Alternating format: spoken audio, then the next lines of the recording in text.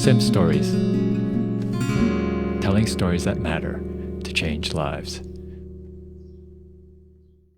A growing sound. There are many characteristics you'll pick out when traveling through regions in northern Kenya. Obvious are the visual landmarks, which I'm sure you'll imagine here. There's a road that dips down from the hills into the hot valley below. A single open road running north-south stretches to the horizon. Under the wide open sky, shrubs dot the mostly brown landscape. Camels and shepherds intersperse the scenery. Millions of sun-baked rocks are strewn about generously, the result of the volcanic history here. A vast open space which spills into the desert ahead. But then there are other characteristics here. If you stop and stand still, there's the wind.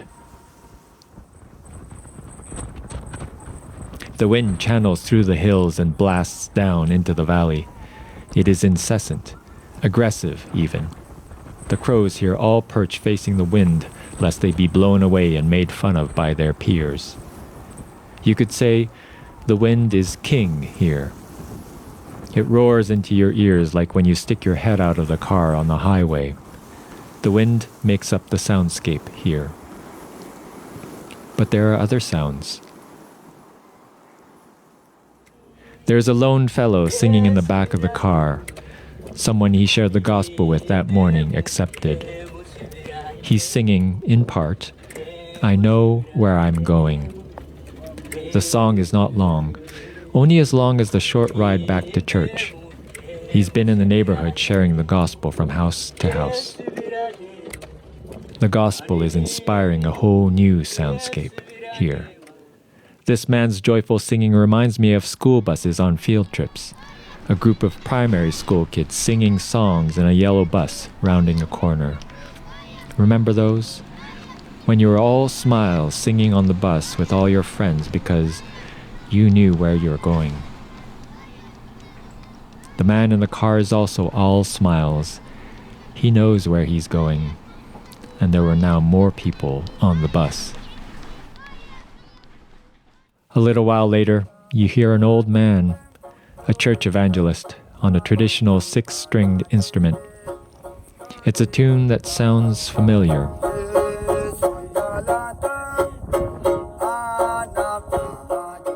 That little instrument can light a fire of worship.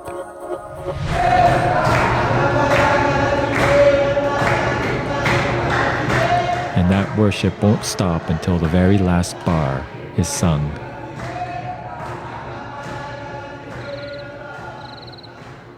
At night, past the noisy motorbikes and the last-minute activities around the street vendors, and right before you retire, you can hear a lowly watchman at a church guest house playing a tune on an old beat-up guitar.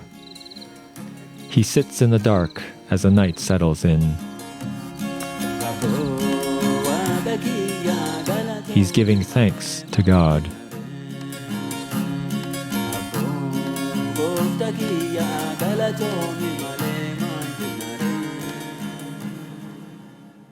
And in the morning, if you happen to step into a church on a Sunday, it's loud, boisterous, joyful. The congregation is not just singing. They're testifying to their peers what God is like and what He has done. The children lead in song. It's loud.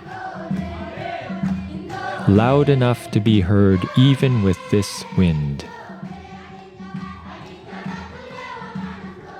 Somehow the songs aren't drowned out by the wind. Maybe they'll be carried by it. Testimonies of everything He is and everything He's done.